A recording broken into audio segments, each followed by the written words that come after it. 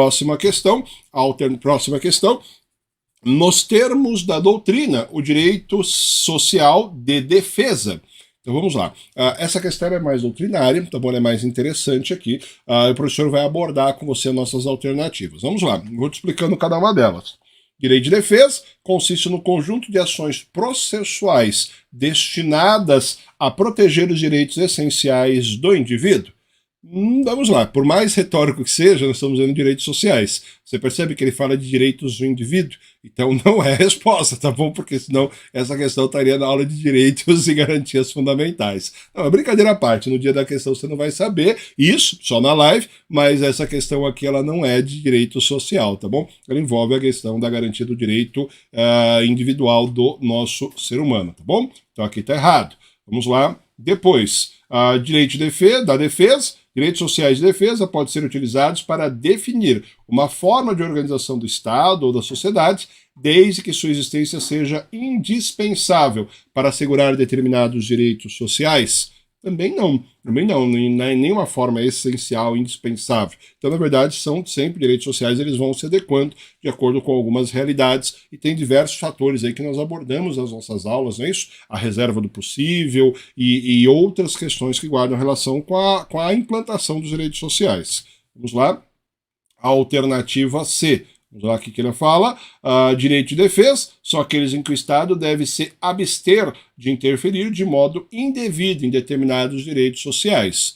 Peraí, determinados direitos sociais o Estado deve se abster de intervir, então são direitos negativos. Peraí, professor, direito social não é um direito que o Estado vai interferir?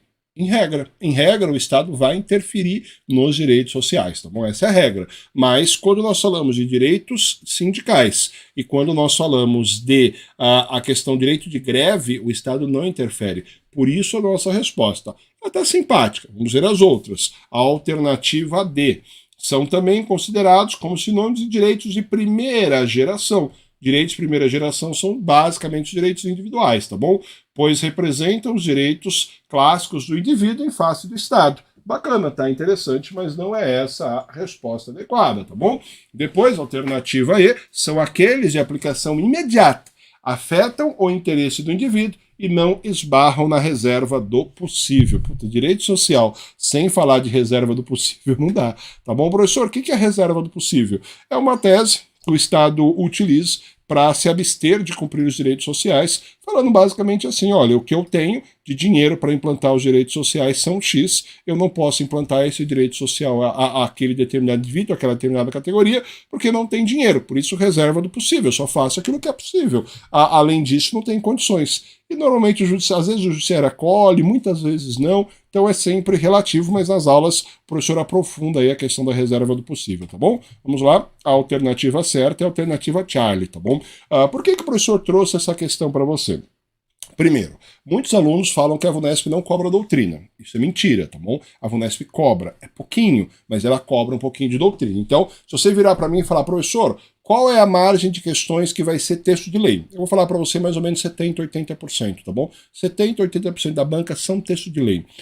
Mas esse 20% a 30%, vai depender da quantidade de cair texto de lei, de 20% a 30% das questões da sua prova, elas vão tratar de uma questão muito legal, que é doutrina, jurisprudência e súmulas dos tribunais. Por isso, quando você assiste às aulas do professor, inclusive nas lives ou até mesmo no curso que nós temos aí, que é um dos melhores cursos do país, nós temos aí, o professor aborda algumas questões sociais. E às vezes o professor recebe mensagem, pô, professor, mas a VUNESP não fala direito, não fala questão de doutrina, não fala súmula. Eu falo que cai, às vezes aparece. Não é a grande questão, mas é mais ou menos de 20% a 30% da questão. É o tipo de questão que a maioria das pessoas vai errar. Então, se você acerta, por exemplo, uma questão dessa e também acerta as questões texto de lei, você sai na frente. Uma questão aí, ela pode trazer você aí num momento bastante interessante aí de classificação da prova, tá bom?